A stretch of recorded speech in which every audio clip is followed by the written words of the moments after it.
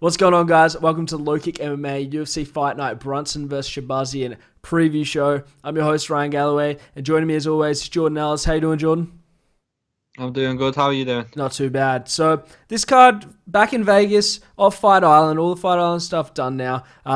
For the first card back in America, like in Vegas, it's pretty decent. You know, the main card's quite strong, so a lot of good fights on here. What do you think overall of the card?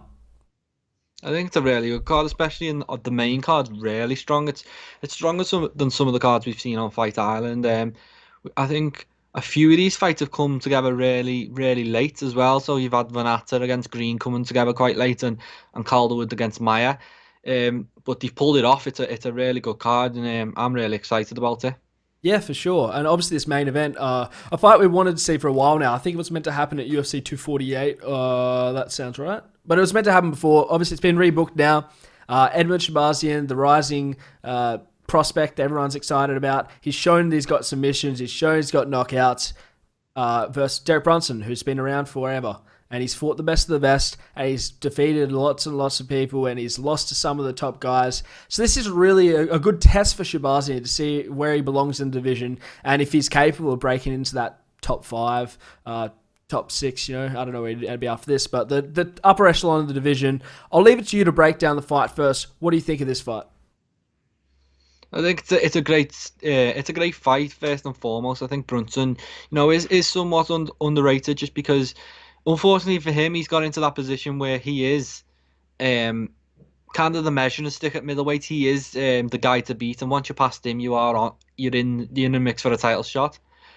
But until Shahbazyan gets past someone like them, I think it is quite a big jump for him. I think to go from beating the guys like Tavares and Jack Marshman, sorry, to Derek Brunson is a big step, and it could go wrong for him. But based off everything I'd seen, I think Shahbazyan is the future. I think he is definitely the one to watch at middleweight, and I think we'll see him take out Brunson in fantastic fashion.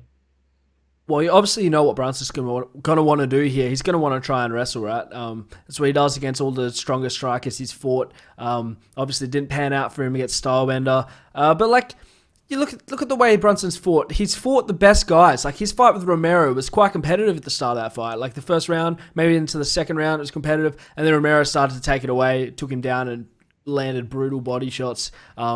And ended up getting the finish. But he's still a top echelon guy, so he can put it together on the feet. He's got very, very strong wrestling. We haven't seen Shahbazyan's wrestling challenge too much. We've seen him submit people, but he's never fought a strong wrestler. Which, if Brunson's to win this, I think he will lean on the wrestling, and I think it'll be quite a boring fight. I can't imagine he's going to mix it up on the feet with Shahbazyan, because Shahbazyan showed he's got good boxing. He's got really nice kicks, like he put out Tavares with, So if it is a striking match, I'd take Shahbazyan all day, but I don't think it's going to be. I think Brunson's going to want to take this down and just beat him up on the ground. Yeah, and I think the names who have beat Brunson are always high level, and Shahbazyan's got to prove that he's at that level. So his last two losses was against Jacare and Adesanya. Before that, it was Anderson Silva and Robert Whittaker. So he's no pushover. He's not just gonna fall over. And Shahbazyan, if he's not what people expect him to be, then he will lose this one. And I think Brunson will just be dying to get one of these signature wins to show that he's not the guy. He's a contender. He's not just the guy to beat. He's not a gatekeeper. He's in the mix, and it's an exciting time at middleweight with everything that's went on in the past couple of weeks. And then we've got another big middleweight fight, and one of these can put themselves in the conversation to go and fight someone like Jack Hermansson or Darren Till or even Robert Whittaker and Jared Cannonier. It is wide open at middleweight right now.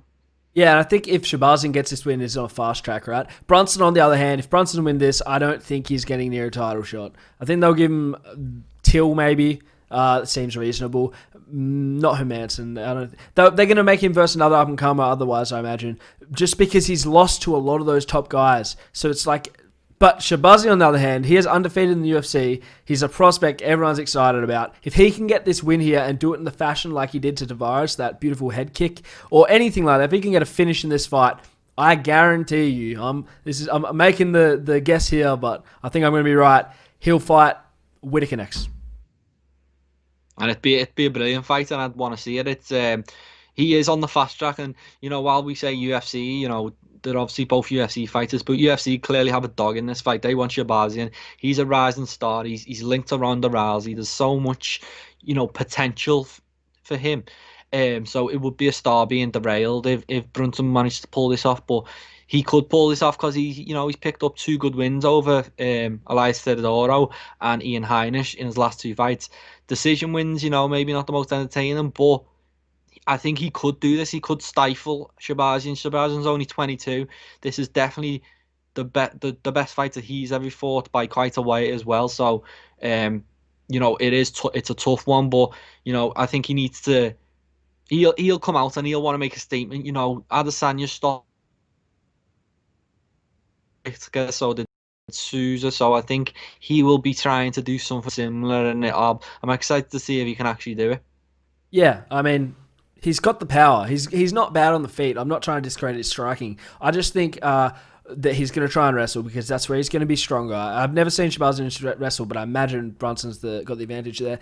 The thing is, it's a 5-round fight. So you look at his last 2 wins against Elias Theodoro and Ian Heinisch, and he won decisions on both, I believe. He definitely beat Heinisch by decision. But he used his wrestling in that fight, at least from memory, and that was only 3 rounds. You can do wrestling for 3 rounds. Can he keep it up for 5 rounds? You look at someone like Curtis Blades. Curtis Blades has dominated so many people with his wrestling. Put him in a 5-round fight against Volkov, and towards the end of the fight, he was super tired. He was drained, and you could see. And if this happens in this fight, Shahbazyan might be able to put something together late. So I wouldn't count Shahbazyan out of this fight. If I'm making a pick right now, I'm probably going to take Brunson. Just because safe bet. I know what Brunson's going to do. I don't know what Shahbazyan is capable of yet, but I'm keen to see. Yeah, I'm going Shahbazyan. I just think he is the future. I like to back them early. I like to, as I got behind Peter Yano, getting behind Shahbazyan. I think he is the future. He's a potential champion. I expect him to go in there and make a statement, and everyone's going to be raving about him. Come Sunday morning, he'll be the man, and everyone will be linking him to all these big fights I was speaking about earlier. Yeah, well, we'll move on to the co-main event, which is a fight I didn't expect to see, just because Joanne Calderwood was meant to be fighting for a title, and obviously Valentina's taking a bit of time off, so she's decided in the meantime she'll take on Jennifer Maia, which in my opinion is not the wisest move, right? She can beat Maia, don't get me wrong, but Maia's no slouch, I think they both had their last loss to Chukagian, so if you take it from that, they're very evenly skill ranked. On the feet, Maia's probably got the cleaner boxing, but Calderwood's a better kickboxer and a better Muay Thai fighter, I couldn't pick this one. I think it's a very 50-50 fight. What do you reckon? Yeah, I think it's a very brave, some may say silly move from Calderwood to be taking this fight, but, she's a fighter. There's a pandemic going on. She probably wants to get paid and wants to fight and, do a job. And with this flyweight division, I've said it a few times when we spoke, it's so competitive beyond, obviously, except for Shevchenko. Below that, everyone is so evenly matched. On any given day, they can all beat each other from 2 to 15. Anyone can beat anyone in this game. So it's very risky from Calderwood, but you like to see it. You like to see people back the skills. You like to see her be confident that, I'm going to go in, make this money, beat this girl, and still get me title shots, So, credit to her, and especially on late notice. I hope she wins. Obviously, she's a UK girl, so I'm backing her. I think she will win it. But these fights really are 50-50s, and anyone at this division can beat anyone, and it's so hard to separate them. But Calderwood's in, she got a good win last time, and she's beat a couple of good girls recently, so I'm backing her. Yeah, I think the biggest challenge in this fight for Maia is going to be making weight, right? She's missed weight in her last 2 fights, I believe. So she makes weight here. And that does have a big effect on the fight itself. I don't know if it favors her or if she's going to gas out. I mean, it's only 3 rounds, so I can't imagine it's going to do too much in terms of cardio. But if she can't make weight in this fight, how are they going to give her a title shot? If you miss weight 3 times in a row, how are they going to be like, all right, let's put her in for the next title shot, So I think she needs to prove that she can make the weight before she even considers getting a title shot, which is what this implies, right? Calderwood's the next in line. She was booked to fight Shevchenko here in Perth. Obviously, that fell apart, sadly. And then she was going to be rebooked until Shevchenko decided, what she's taking time off for injuries. I think she elected to have surgery or whatever the case was.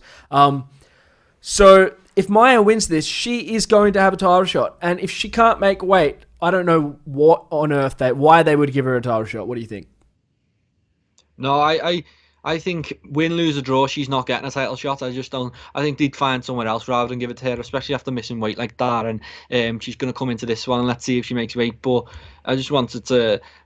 I think maybe Cynthia Calvillo or would be probably next in line before her, even with a win here. I think so. Yeah, I think there's a few people who'd probably jump here in the queue despite this win, because I don't think Calderwood, like, she's not the standout number one contender.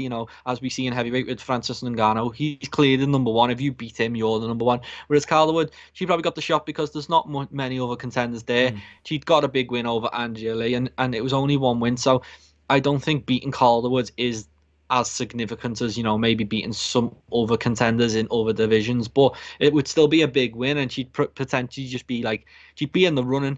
I don't think she'd get it, but she'd be in the running and potentially just one more fight away.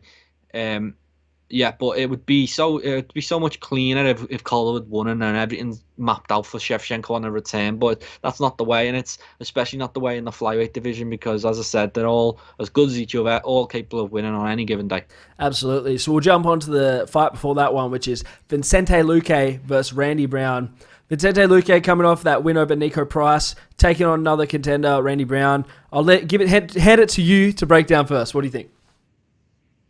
Well, obviously, first thing first, I'm expecting a great fight because Lucay's in it. He's an exciting fighter. He's always in exciting fights. He's very hittable, which gives Randy Brown the chance to potentially get a win in this one. Lucay, as good as he is, he's not unbeatable. He has been beaten. He's very easy to hit, and you can get at him. So he'll be confident, coming off 2 wins. But we do mention it a lot, and it is sometimes just about levels. And I just think Lucay is a level or 2 above Randy Brown. I expect him to win. I expect him to look good doing so.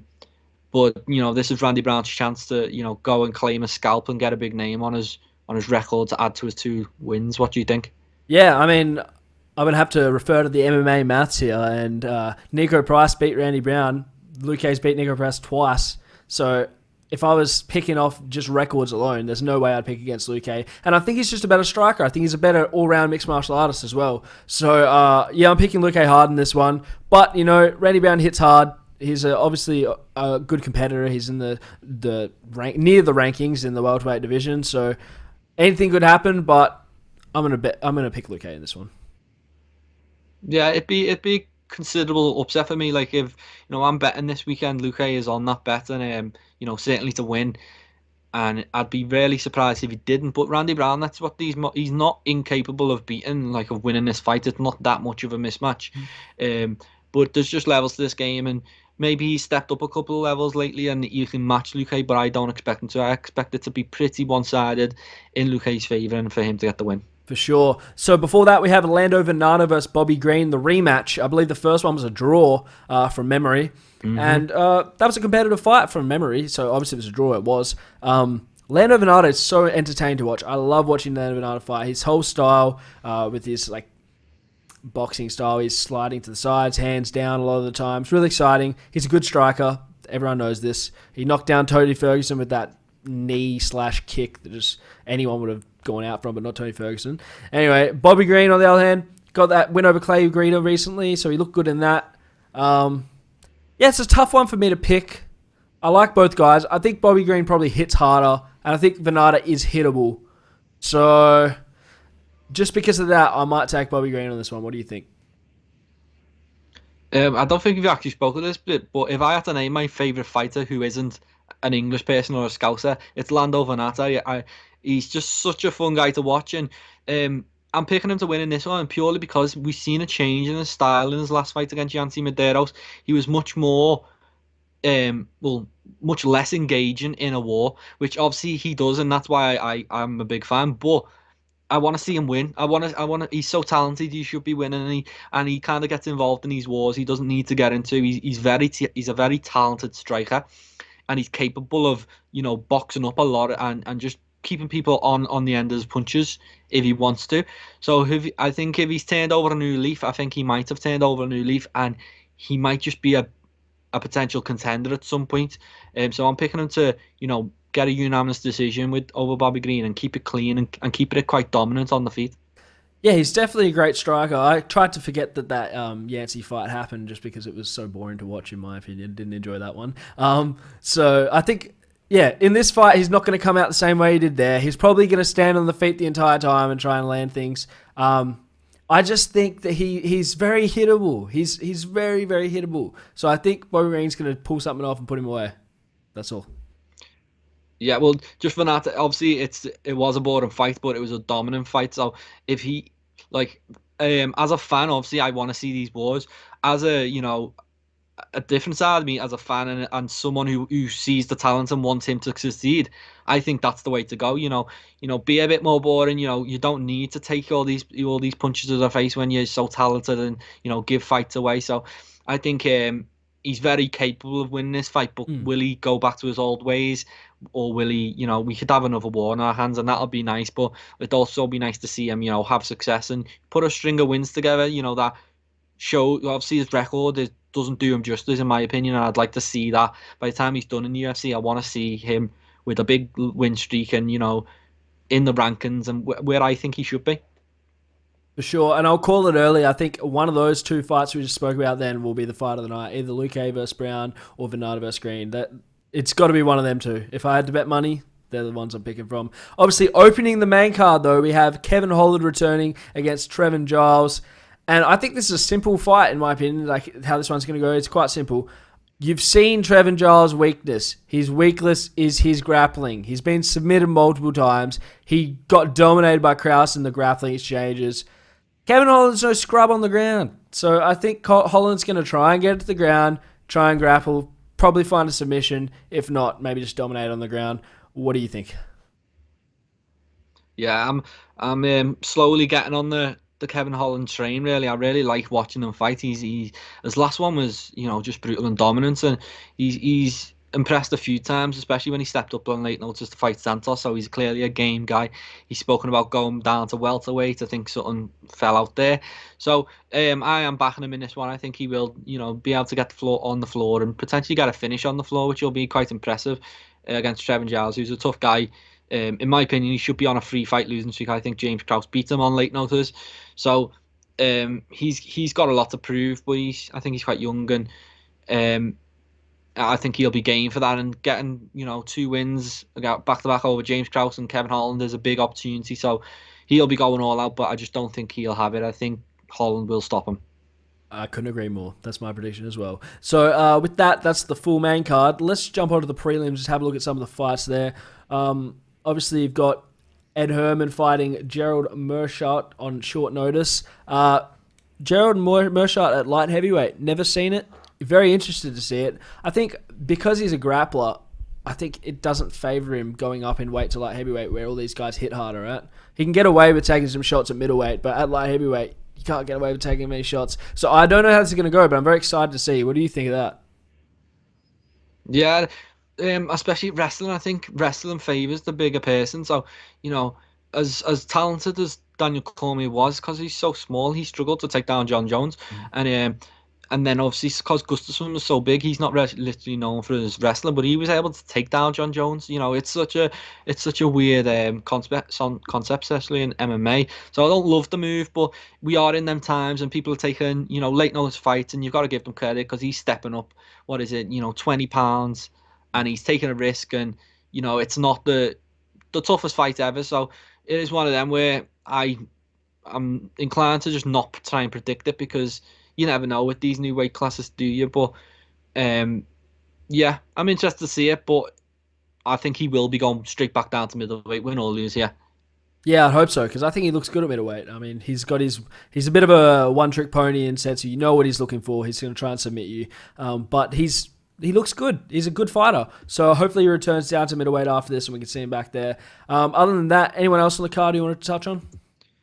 Well, Ray Borg's fighting a UFC newcomer, Nathan Maness, and one of our colleagues, James Lynch, did an interview, and it's just blowing up, and everyone's really, I don't know, high or just everyone's paying attention to this kid. So I just want to pay him a bit of attention right now, because people are speaking about his wrestling, how's his wrestling and things like that, and it's just an interesting fight. These guys, they come straight into UFC now, and there's no easy fight. You're straight in with Ray Borg, who's a former title challenger, and if he manages to pull that off, which I think a lot of people think he might be able to do. So that's one to watch, potentially for the performance of the night or for, the new star. Um, yeah, that's just one I want to mention because it's someone I'd never heard of, but obviously a lot of people in the States have heard of him, and some track in there, but no easy night's work. So, that's an interesting one on the undercard. Yeah, it's also very odd, in my opinion, for Ray Borg to be taking a debuting guy, right? Because Ray Borg has a name. He's been around for so long. People know Ray Borg. So for him to be taking a debut guy, just odd. But, good on him. Obviously, he's looking for a paycheck. Like you said, COVID, everyone wants to fight as much as possible. But yeah, should be a good fight. He's always exciting to watch. So with that, we'll jump on to some news. And the first thing I want to run past you is Dana White come out and said they're going to do whatever they can to get Khamzat Chimaev on the 15th card. What do you think of that? I just think it's good. I think it's cool. I've been obviously, I am day to day. My job is writing stories for the site, and a lot of stories. Even kind of is he ready for Usman? Maybe, and it's also dramatic, but. Why not? If he wants to move this quick, let's move him this quick, as we said last time. So if he wants to take the risk of dropping down weight again and racking up these wins, why not? I'm very happy to see it.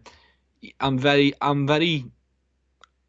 excited to see him tested though at some point. I don't think feeding him non-wrestlers is the way to go. I think at some point he needs to be fed a wrestler, and we need to see how they handle him, because I think people are pointing out already that he's quite reckless with his attempts. He's not setting up. He's just steamrolling guys, and you're not going to be able to steamroll everyone. So I'm very excited to see the guy who's able to stop that. Yeah, and who would you like to see him fight on the 15th? Is there any names you can think of off the top of your head? Well, because it's late notice, I don't think any big names are going to step up. So I don't think it's going to be a ranked guy. It might even be another newcomer to the UFC. So there's a load of names who I'd like to see him against, but do I think they're going to be stepping up? I don't think so. Obviously, he's called out Maya, and that's the one I really like. But Maya's a big guy. He fought at 185. He's not making 170 on this amount of notice. So it might be a lightweight stepping up on late notice. It might be a newcomer, but I don't expect too much in this opponent. It's still the same one I want. Like we said before, Nico Price versus Khamzat Chimaev. Make it happen. That's a perfect fight. I'm sure Price is ready to go. I'm sure he would be willing to take the fight. Price might not be ranked, but he's right on the cusp of being ranked. You fight Price and beat Price, you're getting a ranked opponent next. There's no two doubts about it. So that's my pick if I could choose. Like you said, though, it's more likely that he gets a debuting guy, someone, and just smashes through him, which will be just as entertaining if he can do it again. That's what people want to see. Moving on from that, though, Dana White also came out and said that if Khabib wants to, after he fights, if he defeats Gaethje, after he fights Gaethje, because his father's wishes for him to retire 30-0, he will give him the GSP fight. Khabib versus GSP as his final fight. What are your thoughts on that, and how do you think that fight goes? I think at this point, Khabib does whatever he wants. He is obviously minus Conor McGregor, who's 1 foot in, 1 foot out. Khabib's the biggest star in the sport by a million miles, so he can do whatever he wants. And if he wants GSP, he can have GSP. I think that's a really tough fight for him. I think St. Pierre's big. He's got the wrestling credentials. He's not going to be easy to take down. And then on the feet, his striking is levels above Khabib, so it's a tough fight for him. But he's approaching 40 now. GSP, if you're gonna get him, now's the time. So I love that fight. I think that's probably one of, if not the biggest fight you can make right now in terms of UFC fights. So I'm fully behind it. Do I think it'll happen? I don't think it'll happen. I think GSP's probably done. I think he's done everything. Why risk your record? He's got his 2 belts. He's unbeaten. He's beaten everyone he's faced at this point. So I just don't think there's much motivation other than money. And I don't think GSP is a man who really worries about money too much. I think he's a very rich man, and it would take a lot of money to convince him to return against Khabib. I disagree. I've seen GSP say for the past 2 years now, a year and a half, he's ready to come back for Khabib. He'll only come back for Khabib. He wants to fight Khabib. And I think they'd have to do it at catch weight, because I can't see GSP making 55 and being himself. I can't see him being a challenge for Khabib at 55. I think he's just going to be too drained. He's not going to be the GSP we're used to, and he'll get finished or just get defeated the same way everyone does by Khabib. But at 165 or 170, if Khabib's willing to go up, which I don't think he is, I think they'd do it at catch. At 165, that's an interesting fight, because Khabib is so ruthless, and we know what Khabib does. He does it to everyone. But GSP was just like that when he was fighting. He was a very wrestling-heavy fighter that also had good hands and put it together on the feet. So I really do like that fight. And personally, I'd probably take Khabib going into that one. Yeah, I think GSP, the motivation for him to want Khabib is not just to beat Khabib. I think it is to get that lightweight belt, and I think that's what he would insist on if he came out of retirement for that fight. He'd insist on that belt, and then it's just, I think the UFC are a bit worried that GSP is going to hold up divisions. He's getting belts and then relinquishing them and things like that. So but now they're behind it, and all system go. If once GSP's in and they sort all that stuff out, it's on. But I just think, he has been calling it for years, but then after the years passed and you're sitting on the shelf and Khabib's mauling guys, is it a smart thing to do? Do you want to risk your legacy to take this fight in? Maybe it's worth it. I don't know. Well, I'll tell you what, I'm going to play matchmaker here. And I think if Khabib successfully gets through Gaethje, what you do is you have Khabib relinquish the title and then have Tony and Conor fight for it, or that's just two names I can think of, Conor and someone else, because obviously they want Conor to be champ. And then you have Khabib and GSP fight with no title on the line. If they're willing to do that, that's what you do. So that's just my final thoughts on that. Anything else you want to say on that before we move on? No, I do think the title is vital. Like for GSP, like he would be the first three-weight champion. I think he would anyway. So that would be a huge, motivation for him. Like, he is a guy who's driven by that type of stuff, by becoming champion and capturing belts and making things like that happen. So I see it, if it happens, I see a big load of money for both of them. I see the 155 belt on the line, and I see it very early in 2021. I think they leave it any longer, GSP is not going to be anywhere near his prime anymore. So I hope to get it done straight after the Gaethje fight, but then it's not really something to talk about right now, because Gaethje's there and Gaethje's game, and for many people, including myself, I think he's potentially the toughest task Khabib's faced in the UFC yet. So that's one for down the road, but right now we've got October 24th, and I can't wait for that one. I think he's going to give him hell for 5 rounds, and can't wait. Yeah, I agree with everything you just said. So I've got 2 more stories, and the first one is Corey Anderson come out this week, and he just shared some images of some injuries he sustained when he passed out running or something, and he says the injuries were related to his knockout loss to Jan Blachowicz and the medical team clearing him. I can't remember the exact thing that happened there, but did you see that? What are your thoughts on that? I just seen the pictures, and I seen, like, briefly read through the story about what happened, but it's such a strange one. It's not good anyway, whatever's going on. So hopefully he's all okay. That's all I can say, really. Hopefully, that's obviously, it was a nasty injury, and he's had a hard fall, and straight off the back of a knockout, it's probably basically another knockout. So hopefully he's back and fit and okay, and he can still carry on fighting. Because obviously that's what we like to see him do. For sure, and I was wondering why he hadn't fought, because obviously he's right up there in the division. He gets one more win. He's back where he was before he lost. So it was weird that he hadn't fought, but it makes a lot of sense. I think, I actually know, I'm pretty sure he's in camp with DC at the moment, helping DC prepare for Stipe. Yeah, so he can't be that bad. Hopefully he's on the mend and ready to fight soon. If he's in camp with DC, there's no better preparation, really, as that's, for getting ready for the fight. So hopefully he's okay and ready to go. For sure. And the last thing I wanted to talk about, actually 2. I've seen another one, so we'll go 2. This one was Alexander Volkanovski versus Max Holloway. Dana White said it's hard not to make that fight happen. And then Alexander Volkanovski said it makes no sense, which I agree with. I don't want to see that fight a third time, me personally anyway. And I don't understand why you want to make it. Because here's the thing. If Volkanovski loses the third fight, you have to do a fourth fight. I don't think the UFC want to. I think the UFC want Max to be champ. They really have invested interest in getting Max that belt. And so I think that's why they want to do the third fight. But if you do the third fight and Volkanovski loses, you have to do a fourth. And no one wants to see it 4 times. What do you think?